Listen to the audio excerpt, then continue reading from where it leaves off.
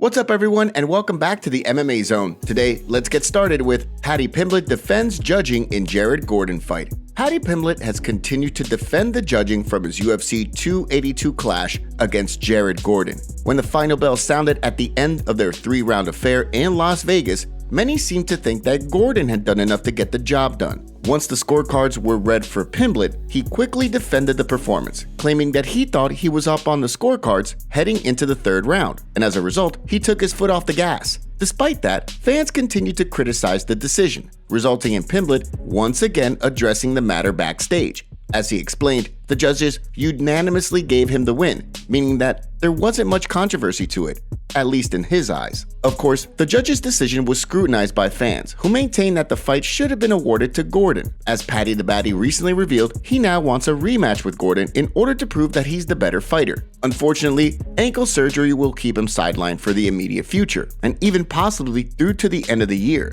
Despite that, he's continued to keep Gordon in his crosshairs, most recently taking aim at those who continue to question the judge's decision. He spoke in an interview with Severe MMA, saying, "No one's going to go back and change that decision. You know what I mean?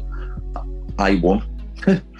3 people's opinions who matter are the 3 people sitting cage side, the judges, and they give it to me, lad, unanimously. So, well, the way people are saying it's the worst robbery of all time, and that you can tell they're brand new to the sport and they've never seen Shogun versus Machida. It's a close fight. I don't understand how you can call a close fight a robbery. I thought there was worse robberies on fucking UFC London, lad, watching some of them decisions." So far, no word on whether or not Gordon is interested in rematching Pimblett once the streaking Scouser returns to the octagon. Nate Diaz breaks silence on viral street fight with official statement. Former UFC star Nate Diaz was recently seen on video choking a Logan Paul impersonator unconscious during a massive brawl in New Orleans. The incident occurred after Diaz was in attendance at his teammate Chris Avila's boxing match, where the Stockton superstar threw a water bottle at another man. After the fact, footage surfaced of the damage the victim had sustained in the brawl. In addition to bruising around his neck from Diaz's guillotine choke, he sustained a big cut on the back of his head from the concrete. In the days following the brawl, local police issued a warrant for Diaz, who has now claimed self-defense according to his representative, who released a statement to MMA Fighting. Nate's attorney, Walter Becker, can confirm that Nate has received word of the arrest warrant, and Becker has been in contact with court authorities in New Orleans. Nate's attorney looks forward to presenting all of the facts about this incident to the district attorney, which clearly demonstrate that a trained fighter named Rodney Peterson aggressively pursued Nate with the intention of engaging him, and once doing so, Nate acted entirely in self-defense. No further comment will be made at this time. So far, no word on whether this will impact Diaz's upcoming boxing match with Jake Paul. Stay tuned for updates as they become available. Before we continue, make sure you give that like button some love, and be sure to subscribe to the MMA Zone for all of the latest news. Conor McGregor reveals big news. After Conor McGregor suffered one of the most gruesome injuries in MMA history at UFC 264, he teased a docu-series where he vowed to show what happened in training camp that led to his horrific injury mid-fight. Now, it appears as though the docu-series has an official release date. The McGregor Forever series will premiere on May 17th, with the 4 episodes airing on Netflix. The film's co-director, Gautam Chopra, sung McGregor's praises while promoting the project, saying, "Conor is unlike anyone I've ever collaborated with. As one of his trainers described him, he's an entirely unreasonable man, and for that reason, he's impossible not to watch and be fascinated by. Don't look away, because I guarantee you, you will definitely miss something inexplicably wild." So far, no word yet on whether the release of the docu-series will coincide with an announcement regarding his highly anticipated return to the octagon. In addition to the premiere of the first episode of McGregor Forever on May 17th on Netflix, Season 31 of The Ultimate Fighter, where McGregor coached opposite Michael Chandler, will air on May 30th. As he recently revealed, his hope is to return to the octagon by the end of this summer. However, the main concern right now is whether or not he'll have to go through a 6-month testing period overseen by USADA before the return. Will you be tuning into the McGregor Forever docuseries? Michael Bisping goes off on Fighter. Michael Bisping did not mince his words when he was addressing the controversial topic of the dirtiest fighters of all time. The way he sees things, nothing is worse than a fighter who knowingly takes steroids and other performance-enhancing drugs, given that MMA is about hurting your opponent rather than simply scoring a ball. During a recent YouTube video, Bisping dubbed MMA pioneer Vitor Belfort as the quote-unquote biggest cheater in the history of combat sports. Reflecting back on his fight with Belfort in 2013, the account stated, I went down there to Brazil to fight the guy. I knew he was on steroids, but the fighter inside me, I still thought that I could beat him, and that's the arrogance that we have. You know, I was like, so what?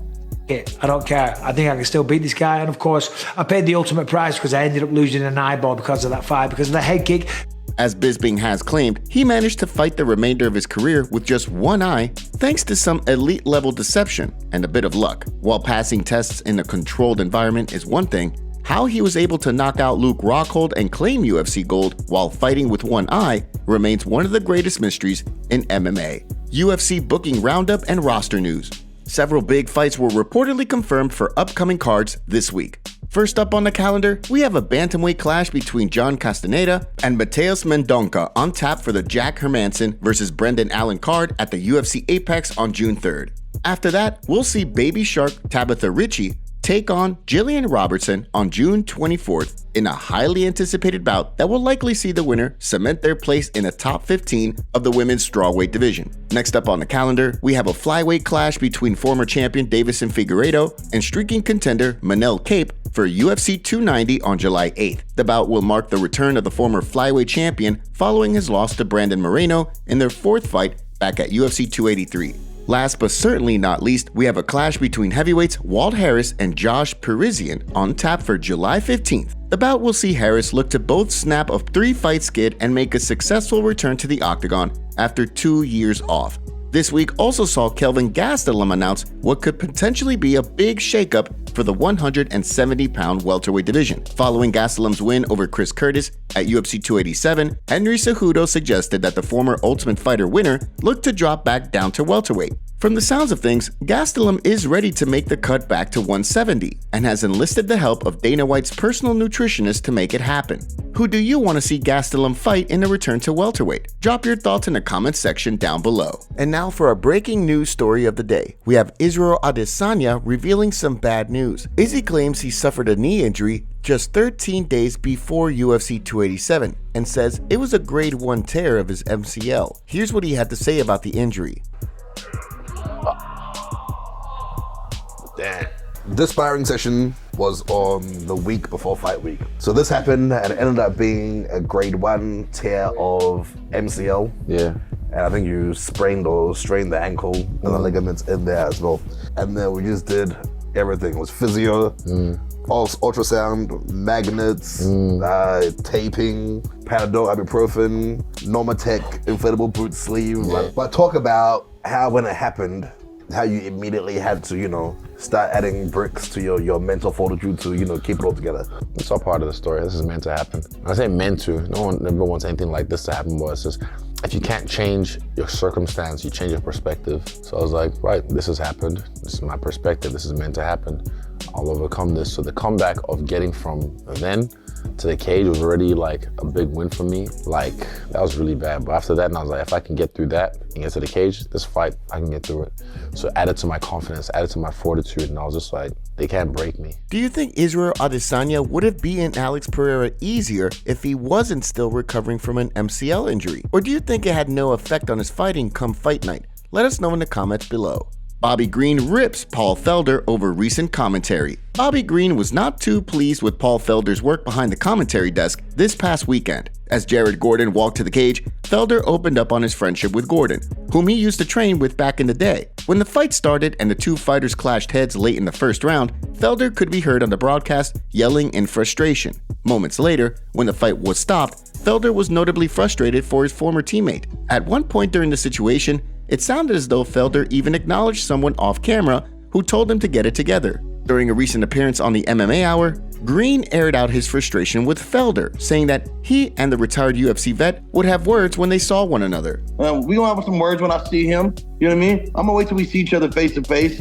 Did you not like it? Each other, we gonna know what time it is too. It's just like, bro, stop with all that emotional bullshit. He was over there, come on! I'm like, bruh, come on now, bruh. Like, do your job. And then I heard him say that. Told him to calm down. They told the nigga calm down. Yeah. You know what I'm saying? Yeah, because he was getting too emotional. Hey, do your job. Felder was quick to respond on Twitter, saying that he was looking forward to the inevitable face-to-face the two would have. What did you make of Felder's commentary in that moment? Do extenuating circumstances warrant a pass for his outburst? Or was he out of line here? Drop your thoughts in the comment section below. Thanks for watching the video. Make sure to subscribe and click the notification bell to stay up to date with MMA news every day. Here are the top comments from yesterday's video. Khamzat's situation is interesting. From back-to-back appearances, now maybe 2 fights a year, not even. Sounds like he's healing an injury and doesn't want to give too much away. I would like to see Pavlovich versus Gane. Someone responded with, agreed, doesn't deserve Jones yet. I'd love to see Robert Whittaker get revenge on Izzy like Izzy got on Alex. And those were the top comments from yesterday's video. If you want to be featured on our next video, make sure to leave a comment and don't forget to check out yesterday's video in case you missed it.